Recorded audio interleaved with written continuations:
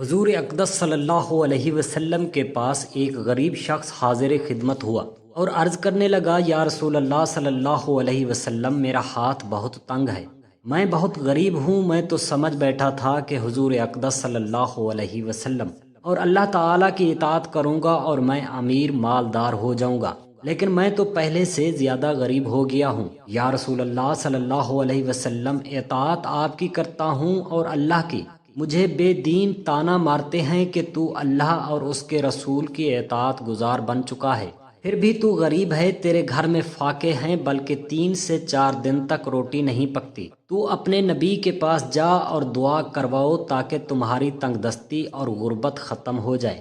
یا رسول اللہ صلی اللہ علیہ وسلم، میں یہ غربت برداشت کر لوں گا، فاقے بھی برداشت کر لوں گا، مجھے بے دینوں کے طعنے برداشت نہیں ہوتے جو باتیں بنا کر آپ صلی اللہ علیہ وسلم پر بدعت کرتے ہیں۔ یا رسول اللہ صلی اللہ علیہ وسلم، آپ پر میری اور میرے بچوں کی جان قربان، کوئی ایسی تجویز بتا دیجئے کہ میں امیر ہو جاؤں، میں مالدار بن جاؤں، تاکہ میں ان بے دین لوگوں کو بتا سکوں ہمارا اللہ بھی سچا ہے اور اللہ کا رسول بھی۔ تو نبی کریم صلی اللہ علیہ وسلم نے اس کو ایسی تجویز بتائی کہ وہ غریب شخص تو کچھ ہی دنوں میں بہت امیر ہو گیا۔ حضور اقدس صلی اللہ علیہ وسلم نے اس شخص کو یہ تجویز بتائی کہ وہ مالدار بن گیا۔ اور بسم اللہ الرحمن الرحیم، السلام علیکم ورحمۃ اللہ۔ اللہ کے پیارے حبیب حضرت محمد مصطفیٰ صلی اللہ علیہ وسلم سراپے رحمت اور صبر و تحمل کا پیکر عظیم تھے۔ بھوک میں اپنے صحابہ کے ساتھ مشقت فرماتے اور جب کبھی کھانے کے لیے بظاہر چند نوالے میسر ہو پاتے تو اللہ اپنے حبیب صلی اللہ علیہ وسلم کے رزق میں ایسی کشادگی فرماتے کہ وہ کھانا جو عام طور پر ایک آدم نفس کے لیے ہوتا تھا، وہ درجنوں لوگ سیر ہو کر تناول فرماتے اور کھانا پھر بھی بچ جاتا تھا۔ متعدد احادیث میں ایسے معجزات رقم ہیں کہ جب مشیت الہی سے معجزات کا ظہور ہوتا اور صحابہ اکرام رضی اللہ تعالی عنہ اپنے محبوب آقا صلی اللہ علیہ وسلم کے معجزات سے مستفیض ہوتے۔ بخاری شریف میں ایک حدیث مبارکہ میں اس معجزے کا ذکر کیا گیا جب رسول اللہ صلی اللہ علیہ وسلم نے اپنے ساتھ کئی دنوں کے بھوکے صحابہ کو چند روٹیوں اور گھی سے پیٹ بھر کر کھانا کھلوایا اور وہ نور رحمت سے ختم نہ پایا۔ حضرت انیس بن مالک رضی اللہ تعالی عنہ فرماتے ہیں کہ حضرت ابو طلحہ رضی اللہ تعالی عنہ نے حضرت ام سلیم رضی اللہ تعالی عنہ یعنی والدہ بیوی حضرت انس سے فرمایا، میں نے رسول اللہ صلی اللہ علیہ وسلم کی آواز سنی ہے جس میں ضعف محسوس ہوتا ہے، میرا خیال ہے کہ آپ صلی اللہ علیہ وسلم بھوکے ہیں، کیا تمہارے پاس کھانے کی کوئی چیز ہے؟ انہوں نے اس بات میں جواب دیا اور چند جو کی روٹیاں نکال لائیں، پھر اپنا ایک تپٹا نکالا اور اس کے ایک پلے روٹیاں لپیٹ دیں، پھر روٹیاں میرے سفت کر کے باقی تپٹا مجھے اڑا دیا اور مجھے رسول اللہ صلی اللہ علیہ وسلم کی آواز سنائی دی۔ رسول خدا صلی اللہ علیہ وسلم کی جانب روانہ کر دیا۔ میں روٹیاں لے کر گیا تو رسول خدا صلی اللہ علیہ وسلم کو مسجد میں پایا، شمع رسالت کے گرد چند پروانے بھی موجود تھے، پاس جا کر کھڑا ہو گیا تو حضور نبی کریم صلی اللہ علیہ وسلم نے فرمایا کہ تمہیں ابو طلحانی نے کھانا دے کر بھیجا۔ میں عرض گزار ہوا، یا رسول اللہ صلی اللہ علیہ وسلم۔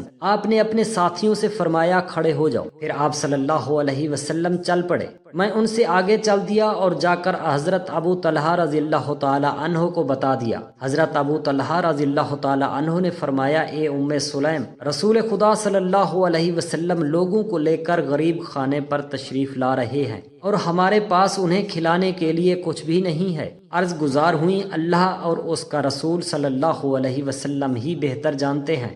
بس حضرت طلحہ رضی اللہ تعالی عنہ فوراً رسول اللہ صلی اللہ علیہ وسلم کے استقبال کو نکل کھڑے ہوئے، یہاں تک کہ رسول خدا صلی اللہ علیہ وسلم کے پاس جا پہنچے۔ بس رسول خدا صلی اللہ علیہ وسلم نے حضرت ابو طلحہ رضی اللہ تعالی عنہ کو ساتھ لیا اور ان کے گھر جلوہ فرما ہو کے پھر رسول خدا صلی اللہ علیہ وسلم نے فرمایا، جو کچھ تمہارے پاس ہے لے آؤ۔ انہوں نے وہی روٹیاں ہاتھ سے خدمت کر دی۔ پھر رسول خدا صلی اللہ علیہ وسلم نے ان کے ٹکڑے کرنے کا حکم فرمایا اور حضرت ام سلیم رضی اللہ تعالی عنہ نے سالن کی جگہ کپی سے سارا گھی نکال لیا۔ پھر رسول خدا صلی اللہ علیہ وسلم نے اس پر وہی کچھ پڑھا جو خدا نے چاہا۔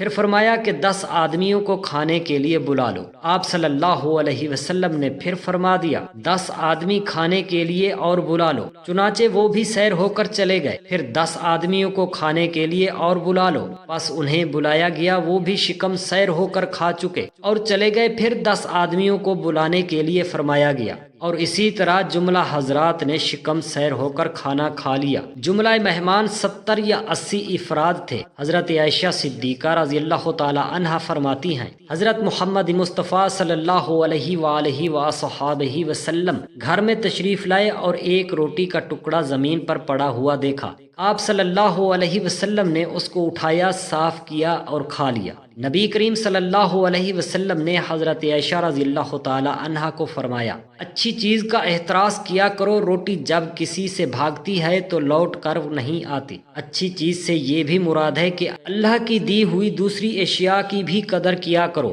اگر بچ جائے تو کوئی غریب کو ہی دے دیا جائے، ایک غریب کی آنت ہوگی، ضائع ہونے سے بچ جائے گا، آپ کو دعا بھی ملے گی، نیکی بھی۔ غفلت و تکبر سے جو اللہ کے رزق جیسی نعمت کی ناقدری کرتے ہیں وہ گناہ میں شامل ہیں، اور گناہ کی وجہ سے اللہ تعالیٰ کی امداد بند ہو جاتی ہے، کیونکہ اللہ تعالیٰ قرآن پاک میں فرماتے ہیں ترجمہ یعنی اطاعت کرو گے تو اللہ تمہاری مدد کرے گا۔ حضرت انس بن مالک رضی اللہ تعالی عنہ سے روایت ہے کہ رسول خدا صلی اللہ علیہ وسلم جب کھانا تناول فرما لیتے تو تینوں انگلیوں کو چاٹ لیا کرتے اور فرمایا کہ جب تم میں سے کسی کا نوالا گر جائے تو اسے صاف کر کے کھا لینا چاہیے اور اسے شیطان کے لیے نہ چھوڑے، اور ہمیں حکم دیا گیا ہے کہ پیالے کو صاف کر دیا کریں، کیونکہ تم میں سے کوئی نہیں جانتا کہ اس کے لیے کھانے کے کون سے حصے میں برکت رکھی گئی ہے۔ حضرت علی رضی اللہ تعالی عنہ کے پاس ایک شخص آیا، اس نے حضرت علی رضی اللہ تعالی عنہ سے فرمایا مجھے کچھ عطا کریں، میں تنگ دست ہوں۔ حضرت علی رضی اللہ تعالی عنہ کے پاس اس وقت دینے کے لیے کوئی چیز نہ تھی۔ آپ نے 10 مرتبہ درود پاک پڑھ کر اس کی ہتھیلی پر پھونک مار دی اور فرمایا کہ ہتھیلی بند کر دو۔ جب سائل باہر جا کر ہتھیلی کھولی تو ہتھیلی دیناروں سے بھری ہوئی تھی۔ یہ اللہ پاک اولیاء کرام کی فضیلتیں ہیں، معجزات ہیں جو اللہ پاک اپنے بندوں کو عطا کرتا ہے۔ اسی طرح بابا فرید گنج شکر رحمت اللہ علیہ کے متعلق ہے کہ آپ رحمت اللہ علیہ درود پاک کے فضائل بیان فرما رہے تھے تو 5 درویش آئے اور عرض کیا کہ ہم مسافر ہیں اور خانہ کعبہ کی زیارت کے لیے جا رہے ہیں لیکن پیسے نہیں ہیں۔ یہ سن کر حضرت شیخ بابا فرید گنج شکر رحمت اللہ علیہ نے مراقبہ کیا اور سر اٹھا کر کھجور کی چند گٹھلیاں لیں اور کچھ پڑھ کر ان مسافروں کو دے دی۔ درویشوں نے باہر جا کر ان گٹھلیوں کو دیکھا تو وہ سونے کی اشرفیاں تھیں۔ سبحان اللہ، درود شریف کے بہت زیادہ فضائل و برکات ہیں۔ سہل بن سعد سعدی رضی اللہ تعالی عنہ سے روایت ہے کہ ایک آدمی نبی کریم صلی اللہ علیہ وسلم کے پاس سے گزرا تو آپ صلی اللہ علیہ وسلم نے اپنے پاس بیٹھے ہوئے ایک شخص سے پوچھا اس کے بارے میں تمہاری کیا رائے ہے؟ اس نے جواب دیا یہ آدمی معزز لوگوں میں سے ہے، اگر کسی کی سفارش کرے تو اس کی سفارش قبول کی جائے۔ رسول خدا صلی اللہ علیہ وسلم یہ جواب سن کر خاموش ہو گئے۔ پھر ایک اور آدمی وہاں سے گزرا تو آپ صلی اللہ علیہ وسلم نے پھر اسی شخص سے پوچھا اس کے بارے میں تمہاری کیا رائے ہے؟ اس نے جواب دیا یہ شخص غریب مسلمانوں میں سے ہے، یہ اس لائق ہے کہ اگر کسی کی سفارش کرے تو اس کی سفارش قبول نہ کی جائے اور اگر کوئی بات کہے تو اس کی بات نہ سنی جائے۔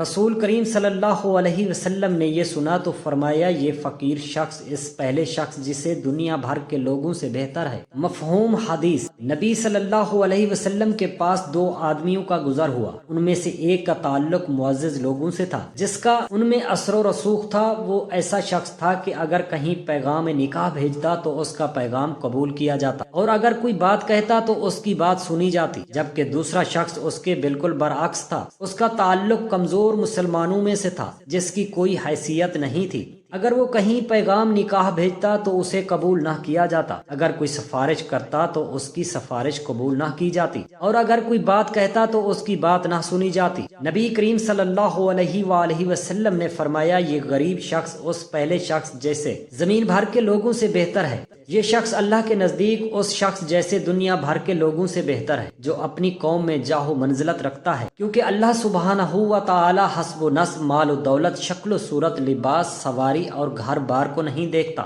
بلکہ وہ دل اور عمل کو دیکھتا ہے۔ چنانچہ حدیث میں آیا ہے اللہ تعالیٰ تمہاری شکلوں اور تمہارے مال و دولت کو نہیں دیکھتا بلکہ وہ تمہارے دلوں اور تمہارے عمل کو دیکھتا ہے۔ جب بندے اللہ کے بندوں کو دیکھتے ہیں دل کی اصلاح ہو جاتی ہے، وہ اللہ کی طرف متوجہ ہو جاتا ہے اور وہ اللہ کا ذکر کرنے والا اور اس سے خوف کھانے والا ہو جاتا ہے اور وہ اللہ عز و جل کو راضی کرنے والے اعمال کرتا ہے، تو ایسا شخص ہی اللہ کے ہاں معزز اور صاحب منزلت ہے۔ اور یہی وہ شخص ہے جو اگر اللہ پر قسم کھا لے تو اللہ تعالیٰ اس کی قسم کو پورا کر دیتا ہے۔ حضور اکرم صلی اللہ علیہ وآلہ وسلم کے پاس ایک غریب آدمی نے آ کر عرض کی میرا ہاتھ بہت تنگ ہے، ایسی تجویز بتا دیجئے کہ یہ تنگی جاتی رہے۔ آپ صلی اللہ علیہ وآلہ وسلم نے پوچھا کچھ تمہارے پاس ہے؟ اس نے کہا صرف ایک دری اور ایک لکڑی کا پیالہ ہے۔ آپ نے فرمایا دونوں چیزیں لے آؤ۔ غریب اسی وقت دری اور پیالہ لے آیا، جنہیں آپ صلی اللہ علیہ وسلم نے وہیں بیٹھے بیٹھے کسی کے ہاتھ 8 آنے میں بیچ دیا اور اسے دم دے کر فرمایا اس میں سے 4 آنے کی تم ایک کلہاڑی لے آؤ